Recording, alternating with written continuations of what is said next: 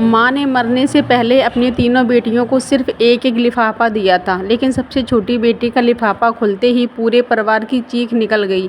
अस्पताल के कमरे में मशीनों की आवाज़ गूंज रही थी। 75 वर्षीय सावित्री देवी की सांसें अब गिनी चुनी रह गई थी। उनके बिस्तर के आसपास उनकी तीनों बेटियां खड़ी थीं। बड़ी बेटी नीरा, मंझली बेटी कविता और सबसे छोटी बेटी राधा। तीनों रो रही थीं, लेकिन सावित्री देवी की आंखें बार बार सिर्फ राधा को ढूंढ रही थीं। वहीं राधा, जिसे पूरे परिवार ने हमेशा सबसे कमज़ोर समझा था, जिसे लोग कहते थे इससे कुछ नहीं होगा। सावित्री देवी ने कांपते हाथों से 3 लिफाफे निकाले, एक एक करके तीनों बेटियों को दे दिए। फिर धीमी आवाज़ में बोली, मेरे जाने के बाद खोलना। और कुछ देर बाद उनकी आंखें हमेशा के लिए बंद हो गईं। 13वीं के बाद पूरा परिवार इकट्ठा हुआ। सबको उत्सुकता थी, आखिर उन लिफाफों में क्या था। सबसे पहले बड़ी बेटी नीरा ने अपना लिफाफा खोला। उसमें सिर्फ एक चिट्ठी थी। बेटी, तूने हमेशा मुझे अच्छे कपड़े दिए। जब भी लोग मेरी तारीफ करते थे, तेरी याद आती थी। धन्यवाद। नीरा रो पड़ी। मंझली बेटी कविता ने अपना लिफाफा खोला। उसमें भी एक चिट्ठी थी। बेटी, तू हर महीने पैसे भेजती रही, मेरी दवाइयों का खर्च उठाया। धन्यवाद। कविता भी फूट फूट कर रोने लगी। अब सबकी नज़र राधा पर थी। राधा वही बेटी थी जो सबसे गरीब थी, न छोटा घर छोड़ पाई, न बड़ी नौकरी कर पाई। रिश्तेदार अक्सर ताना मारते, माँ के लिए किया ही क्या है इसने। राधा ने कांपते हाथों से अपना लिफाफा खोला। अंदर एक चिट्ठी और एक पुरानी डायरी का पन्ना था। उसने पढ़ना शुरू किया।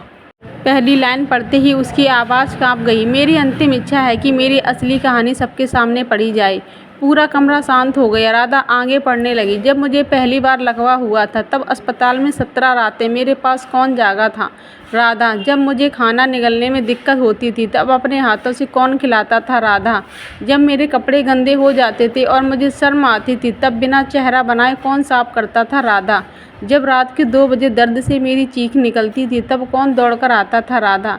कमरे में सन्नाटा छा गया। राधा रोते रोते पड़ती रही। नीरा ने मुझे सुंदर कपड़े दिए, कविता ने मुझे पैसे दिए, मैं उनकी आभारी हूँ, लेकिन मुझे जीने की वजह राधा ने दी। उसने मेरी सेवा नहीं की, उसने मुझे मेरा सम्मान वापस दिया। नीरा और कविता की आंखों से आंसू बहने लगे। उन्हें पहली बार एहसास हुआ, उन्होंने माँ के लिए बहुत कुछ खरीदा था, लेकिन अपना समय नहीं दिया था। राधा ने आखिरी हिस्सा पढ़ा। मेरी सबसे छोटी बेटी, लोग कहते हैं कि तू सफल नहीं हुई, लेकिन जिस दिन मैं मरूंगी, उस दिन दुनिया की सबसे अमीर बेटी तू होगी, क्योंकि तेरे पास मेरी दुआएं होंगी। और याद रखना, बुढ़ापे में माँ बाप को पैसे नहीं चाहिए होते हैं, उन्हें एक ऐसा हाथ चाहिए होता है जो उनका कांपता हुआ हाथ पकड़ सके।